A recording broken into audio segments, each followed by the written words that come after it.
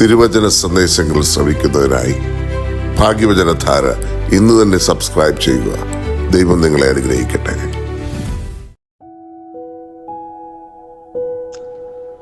ദൈവ തിരുനാമത്തിന് മഹത്വം ഉണ്ടായിരിക്കട്ടെ. ഭാഗ്യവചനധാരയിലേക്ക് എല്ലാവർക്കും സ്വാഗതം. പ്രിയ സഹോദരങ്ങളെ, നമ്മുടെ കർത്താവായ യേശു ക്രിസ്തു 40 ദിവസം ഉപവസിച്ച് പ്രാർത്ഥിച്ചതിൻ്റെ സ്മരണയായി നാം ആചരിക്കുന്ന ഈ നോമ്പുകാലം ഒരു ആചാരം മാത്രമല്ല, അത് ആത്മപരിശോധനയുടെയും പുതുക്കലിൻ്റെയും ദൈവാനുഭവത്തിൻ്റെയും കാലമാണ്. ബൈബിളിലും സഭാചരിത്രത്തിലും 40 എന്ന സംഖ്യയ്ക്ക് ആഴമായ അർത്ഥമുണ്ട്. ഇന്ന് നാം 4 പ്രധാന ചിന്തകളിലൂടെ ഈ സത്യത്തെ ധ്യാനിക്കുകയാണ്. ഒന്നാമതായി 40 ദിവസങ്ങളുടെ ബൈബിൾ ചരിത്ര പ്രാധാന്യം. ബൈബിളിൽ 40 എന്ന സംഖ്യ പരീക്ഷണത്തിൻ്റെയും ശുദ്ധീകരണത്തിൻ്റെയും ഒരുക്കത്തിൻ്റെയും അടയാളമാണ്. നോഹയുടെ കാലത്ത് 40 ദിവസം മഴ പെയ്തു, ലോകം ശുദ്ധീകരിക്കപ്പെട്ടു. മോശ സീനായി മലയിൽ 40 ദിവസം ദൈവസന്നിധിയിൽ നിന്നു. ഏലിയ 40 ദിവസം യാത്ര ചെയ്ത് ഹോറേബിൽ ദൈവശബ്ദം കേട്ടു. ഇസ്രായേൽ മക്കൾ 40 വർഷം മരുഭൂമിയിൽ കൂടി സഞ്ചരിച്ചു, അടിമത്തത്തിൽ നിന്ന് വാഗ്ദത്ത ദേശത്തേക്ക് കടന്നു. ഇതിൻ്റെ പരമാവധി നിറവാണ് നമ്മുടെ കർത്താവായ യേശു ക്രിസ്തു 40 ദിവസം മരുഭൂമിയിൽ ഉപവസിച്ചത്. അതിനാൽ നോമ്പ് ഒരു ശുദ്ധീകരണ യാത്രയാണ്, പഴയ മനുഷ്യനെ വിട്ട് പുതിയ മനുഷ്യനിലേക്ക്. സെന്റ് അഗസ്റ്റിൻ ഓഫ് ഹിപ്പോ പറഞ്ഞത്, God has one son on earth without sin, but never one without suffering. ദൈവത്തിന് പാപമില്ലാത്ത പുത്രൻ ഉണ്ടായിരുന്നു, പക്ഷേ കഷ്ടതയില്ലാത്ത പുത്രൻ ഒരിക്കലും ഉണ്ടായിരുന്നില്ല. അതായത് പരീക്ഷണം ആത്മീയ വളർച്ചയുടെ ഭാഗമാണ്. രണ്ടാമതായി യേശുവിൻ്റെ 40 ദിവസത്തെ ഉപവാസം നമ്മുടെ ജീവിതത്തിനുള്ള മാതൃക. മരുഭൂമിയിൽ യേശുതമ്പുരാൻ നേരിട്ടത് 3 പരീക്ഷണങ്ങളാണ്: അപ്പം, അത്ഭുത പ്രകടനം, അധികാരം. ഇത് നമ്മുടെ ജീവിതത്തിലെ 3 പ്രലോഭനങ്ങളാണ്: ശരീരസുഖം, ആത്മഗർവം, ലോകമഹത്വം. യേശു വചനത്താൽ അതിനെ ജയിച്ചു.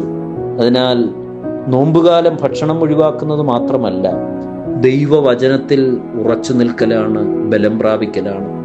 മാർട്ടിൻ ലൂതർ ഇപ്രകാരം പറഞ്ഞു: prayer, fasting and meditation on the word are the weapons of the Christian. നമ്മുടെ ജീവിതത്തിൽ നോമ്പ് എന്നത് സ്വയം നിയന്ത്രണം, ആത്മപരിശോധന, ദൈവത്തോടുള്ള അടുത്ത ബന്ധം. 3. പീഠാനുഭവ വാരത്തിൻ്റെ ആത്മീയ സന്ദേശം. നോമ്പിൻ്റെ ഉച്ചകോടിയാണ് പീഠാനുഭവ വാരം. ഓശാന വിനയത്തിൻ്റെ രാജാവിനെ എഴുന്നള്ളിക്കുന്നു. പെസഹ വ്യാഴം സ്നേഹത്തിൻ്റെ ദാസത്വം വെളിപ്പെടുത്തുന്നു. ദുഃഖവെള്ളി ക്രൂശിലെ ത്യാഗമാണ്. കുരിശിൽ യേശുതമ്പുരാൻ പറഞ്ഞ വാക്കുകൾ മനുഷ്യ ചരിത്രത്തെ തന്നെ മാറ്റി. ബില്ലി ഗ്രാം പറഞ്ഞു, God proved his love on the cross. ക്രൂശ് നമ്മോട് പറയുന്നു, സ്നേഹം ത്യാഗമാണ്, ക്ഷമ ശക്തിയാണ്, വിനയം വിജയമാണ്. 4. ഉയർപ്പും നമ്മുടെ പ്രത്യാശയും. നോമ്പ് ദുഃഖത്തിൽ അവസാനിക്കുന്നില്ല, ഉയർപ്പിൽ അത് പൂർത്തിയാകുകയാണ് സന്തോഷത്തോടെ. 3-ാം ദിവസം യേശുതമ്പുരാൻ ഉയർത്തെഴുന്നേറ്റു. അത് ക്രിസ്തീയ വിശ്വാസത്തിൻ്റെ ഹൃദയമാണ്. 1 കൊരിന്ത്യർ 15:14 അത് പ്രകാരം പറയുന്നുണ്ട്. C.S. ലൂയിസ് എഴുതുന്നു, the resurrection is the central theme in every Christian sermon. ഉയർപ്പ് നമ്മെ പഠിപ്പിക്കുന്നത് കഷ്ടം അവസാന വാക്കല്ല, മരണത്തിന്മേൽ ജയം സാധ്യമാണ് എന്നതാണ്. വിശ്വാസത്തിൽ നിൽക്കുന്നവർക്ക് പുതിയ തുടക്കം ഉറപ്പാണ്. സമാപനം നമ്മുടെ ജീവിതത്തിൻ്റെ പ്രായോഗിക പ്രാധാന്യത്തെ വെളിപ്പെടുത്തുന്നു.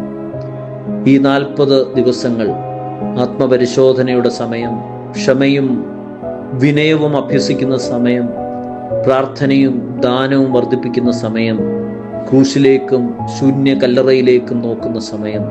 പ്രിയരെ, നോമ്പൊരു ആചാരം മാത്രമല്ല, അതൊരു യാത്രയാണ്, ആത്മീയ യാത്ര. മരുഭൂമിയിൽ ആരംഭിച്ച് ക്രൂശിലൂടെ കടന്ന് ശൂന്യ കല്ലറയിൽ അവസാനിക്കുന്ന യാത്ര. അത് ഉയർപ്പിൻ്റെ മഹത്വത്തിലേക്കും പ്രകാശത്തിലേക്കും നമ്മെ നയിക്കുന്നു. ഈ നോമ്പുകാലം നമുക്ക് പുതിയ മനുഷ്യരായി ഉയർപ്പിൻ്റെ സന്തോഷത്തിലേക്ക് നയിക്കുന്നതായി തീരട്ടെ എന്ന് പ്രാർത്ഥിക്കുന്നു. ദൈവം നിങ്ങളെ എല്ലാവരെയും അനുഗ്രഹിക്കട്ടെ.